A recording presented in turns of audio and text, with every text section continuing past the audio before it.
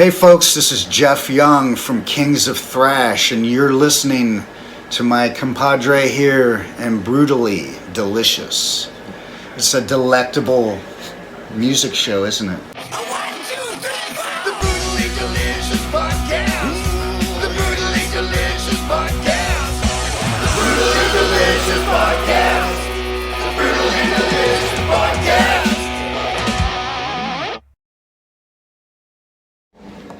What's up, everybody? I'm Dark Macek with Brutally Delicious, and we're here with Jeff Young from Kings of Thrash. How you doing, man? Here I am. Hey, thanks for doing this. Nice to meet you. Hey, so how's the tour going? Fantastic. We're having the time of our life. Lives, collective lives. Really? It's good vibes all around. I never thought that I'd ever be in an actual band in this lifetime where everyone got along. I mean, there's not many bands in history where the members get along. Of course, there are some that stay together, like ZZ Top. I think they were together for their entire, career until Dusty died. But obviously, my first major label band was dysfunctional, and I did do the Brazilian project and had great success with that. But it was a duo, so it's kind of like finding your high school love and being with someone, having that magic romance in your life. Some people get it and some people don't. And I was kind of writing off the band experience. I was actually trying to get into soundtrack work a little more and just doing a solo instrumental album, which I've got 3 tracks out. And then this opportunity came along, and now here I am with a band of brothers where we get along. We write the songs together. We're sitting backstage yesterday composing. 3 of us, me and Fred the drummer, wrote the chorus to the new song in the front of the bus. And no one's possessive, oh, don't write when I'm not there, trying to control shit. We write whenever anyone's in the room, and we all contribute, and that's really I think that's a rare thing in a band. I hear you. Never toured before, but what was the last time you were on tour before this? Well, I've done some touring with a singer I worked with for a while named Sherry, out of Jeff Young and Sherry. You might have seen some stuff online that we've put out. We did a couple U.S. tours, even opened for Great White. There's a video of us doing Stranglehold note for note with a local St. Louis pickup band. Really? And came off real good.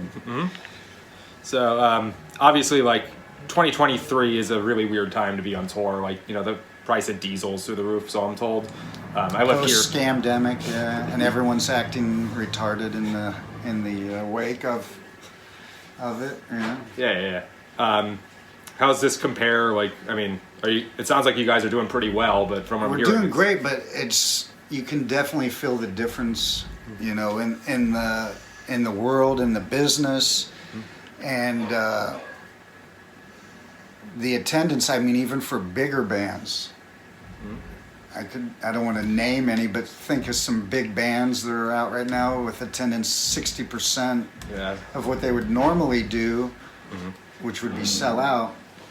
And I think it's partially because people have been so entrained through the Scamdemic to just stay in their house, which is exactly part of that intent that they did that, but just stay home, don't go out, be afraid to go out in public.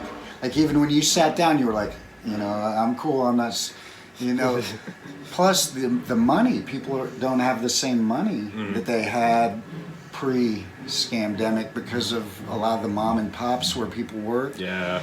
So I think people don't have the luxury as much as they used to go out and enjoy concerts, even if they want to.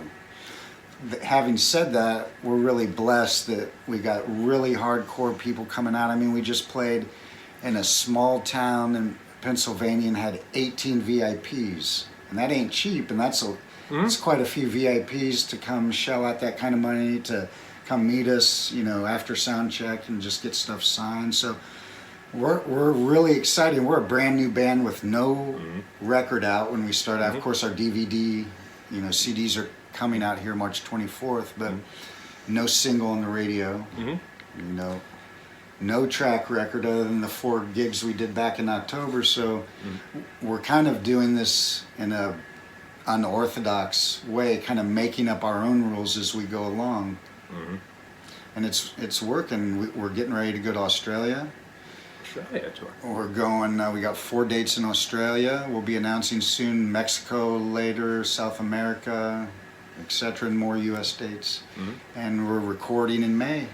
So the originals and stuff in Arizona with a buddy of Elfson's. I was gonna ask. So it's like you guys are writing songs. Looks like you debuted an original song live like a week ago or so. So do you have plans for original music? You're gonna do a full album, EP? Like what's going on there? The original music was the original and only plan we ever had. Really? We never planned to even do these 2 albums in their entirety. Dave and I had connected through the Nick Menza documentary, and through that filming, actually the night before the filming, we ate a dinner at the Rainbow in the back booth. Slash calls it his booth. I call it the American Satan booth. Like Lemmy Rainbow? Yeah, the Rainbow Bar and Grill. And right as we were getting up to pay the bill, I literally whispered one of the riffs from Bridges Burned in his ear that we had written back in the day. He's, I totally remember that, dude. We got to get in a room. So, you know, we had 4 songs already composed. One of them, Bridges Burned, and our second, we got it titled Bullets Ready. Those were all composed before we even thought to do this. Then an event in LA at the Whiskey, you might be familiar with the Ultimate Jam. It happens kind of bi-weekly, and it's local musicians, some of the best in LA, and also oftentimes some big name people sit in. You know, everyone from, you know, Ralph from Steel Panther to Phil X to Steve Nuno. So many people over the years have sat in, more than I could even name. And the theme was Big Four. So they invited me to play, of course, and I said, well, I'm writing with Elfson. You want me to call him? And he flew in from Arizona. That's the night Kings of Thrash was born, because they match made us with Chaz, because he's in a Megadeth tribute band, Woke Up Dead, and he got up with us unrehearsed, and we did Darkest Hour and Peace Sells, and we had a female singer on Mary Jane. Nice. All those videos are unrehearsed and on my channel, and that was the seed, because those videos went viral and our management saw it, and the booking agent said, you guys got to do this. And then they came up with the idea of doing So Far and Killing in their entirety. It was actually the management's idea, and we said, well, you know, say we came out as Kings of Thrash or whatever band name you want to attach to us, and put out an EP or an album of originals, who's going to pay attention this day and age?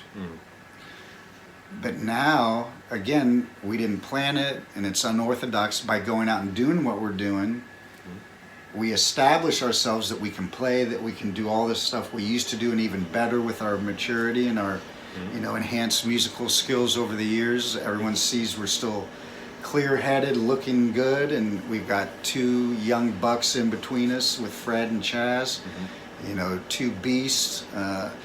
So now we come out, after having done this and setting the stage, so to speak, I think our original stuff's going to get a lot more of a listen. And I think the proof's in the pudding, because our YouTube channel, the original's the biggest hits and plays by far. I mean, we had like 14K in a matter of days. So that shows us that A, people want originals from this band, and we're working steadfast on that. But in the meantime, let's have fun and go out and give the fans what they come up to us at horror conventions and say, please, why don't you guys play anything from Killing? Like even when Dave was still in Megadeth, why don't you ever play anything from So Far? And so he had that seed in his head already, so it was kind of a no-brainer to do this, and it gives us time to not rush in to do the originals, but really craft them and bring them up to the standard that we want. And like Bridges Burned, we put up the first night we ever played it live. It's not how it's going to end up in the studio. We're going to craft it and sculpt it and refine it. And every night you see the second performance on our YouTube. It's even better, and we see people writing us now saying, wow, man, it's getting better every take. Someone came up to me last night at the gig, said, I love that new original. It's so good, you guys. And it's got elements of what our followers would enjoy, but it's a lot wider, where thrash is a very narrow, it's a very narrow fan base. We have those influences, but we're also including other elements in there, whether it's world music, you know, other bands that we like, funk, whatever aspects that we can put in there. Plus we got 2 seniors here and 2 younger guys who grew up with they grew up loving a lot of the bands that we love, but they also have their own set of influences, and they come from a different perspective. So when we're all 4 writing, it's a beautiful thing to be a part of. That I've written with 1 person, but I've never written with 4 people so effortlessly. And this is Fred, our drummer, here in Chaz. You guys want to jump on the camera for a second? Well, we got sound check in like 3 minutes. Okay, so we'll wrap this up quickly. How you doing? I'm There's Fred. Thanks. Ow! Thanks, guys. So I guess just like 2 other quick questions. Chuck Baylor, is that how it's pronounced? Chuck Bueller. Bueller, thank you. He stepped up like last week, right? How cool is that? That was We great. hadn't played together since Castle Downington, the Monsters of Rock. 88 or something? Yeah, that was my last show with the band, his last show. So for him to come up, and he did In My Darkest Hour and Anarchy with us, he was crying that night. I mean, watching us, the dude was in tears. Seeing this and reliving, I can imagine it was very emotional for him. It was for all of us. This whole thing is, and you can imagine we're living these songs that we played back then. You know, I didn't play all of Killing, but I was doing 4 or 5 from Killing, and of course all of So Far So Good, So What. So to come, it's just a very surreal, magical thing that we're involved in, and whatever people in the social media world, we're getting mostly love, but anyone that wants to ixnay us or belittle it, I think they're missing the point, you know. So are there plans for any other ex-members of that band to join? Like, you know, it sounds like Chris B's a really nice guy. Like any plans Well, like how that? about Sean Drover's getting up to jam with us on the last day of this tour in Oh, what, about in Atlanta? 6 days in Atlanta. Oh, that's awesome. Yeah. He's going to get up and do a couple songs with us. He always seemed like such a great guy. I never got Yeah, to meet him, he but- sent me a friend request the day he quit Megadeth. You know, we've been friends ever since. You know, all of us, the ex. Is there like an AA equivalent for all of you? It's some kind of a commiseration society, to be sure. And you know, tonight we got the guitars from Riot joining us for a special Riot tune in our encore. Rick Ventura from Riot, Swords and which is Tequila? it's a band that I actually, as a kid, was standing front row at Hare Arena in Dayton, Ohio, and saw them on that tour. I forget who they opened up for, Ted Nugent or somebody, but I was loving that band. And you know, all we metal fans know how great that Riot album, Fire Down Under, is like one of the greatest hard rock albums ever recorded. Every song is killer, no filler. So the fact he's getting up with us, I'm starting to get goosebumps, and he'll be here anytime for sound check. So he may be up there now. Fucking great. It is. Pre-COVID, it was a show based out of Virginia. I'm not the main guy, but his name's Bruce. He would invite musicians on tour. He's had Ellefson before into his show to like do some kind of cooking thing. Yeah, he does. He had done that. Yeah. Oh wow. Cool. Anyway, thank you so much, Jeff. It's a pleasure, man. Thank Absolutely. you so much, and thanks everybody for listening and supporting the band. We appreciate it so much. Rock on, everybody. Ever wonder what a punch from Elton John feels like? Or how you'd cope with having turned down the chance to be in Nirvana? Or what signal Keith Richards gives when he wants you to get the hell out of his hotel room? Fans of Too Much Effing Perspective don't have to wonder, because they've heard these exact stories and a jillion others on our podcast. I'm Alex Hoffman, former tour manager for Radiohead. And I'm musician and comedy writer Alan Keller. On the TMEP show, we get guests like Nancy Wilson from Heart, Jeremiah Freites from the Lumineers, and Modern Family's Julie Bowen to tell us things they may have only shared with their therapist, clergy, or a TMZ stringer. So join us on Too Much Effing Perspective. That's EFFING Perspective. The only podcast you crank up to 11.